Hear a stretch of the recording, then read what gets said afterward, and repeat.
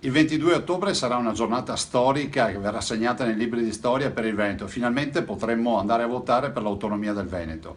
È ufficiale la data del referendum per l'autonomia della nostra regione, una consultazione realizzata in contemporanea con la Lombardia che vedrà coinvolti 15 milioni di abitanti, un quarto dell'Italia, una data non a caso. 22 ottobre 1866 si teneva il plebiscito, esattamente 151 anni fa, dopo quel plebiscito, dopo 151 anni il Veneto torna a votare e questa volta speriamo che lo faccia in tutt'altra direzione. Tutti i veneti saranno chiamati ad andare a votare e per noi è fondamentale non solo che vinca il sì, ma che l'affluenza alle urne sia importante perché così ci dà ancora più forza per andare a fare le nostre richieste a Roma. Per i veneti sarà l'occasione di far sentire la propria voce, così il leghista Massimo Bitonci, candidato sindaco di Padova, ospite oggi a Linea Diretta.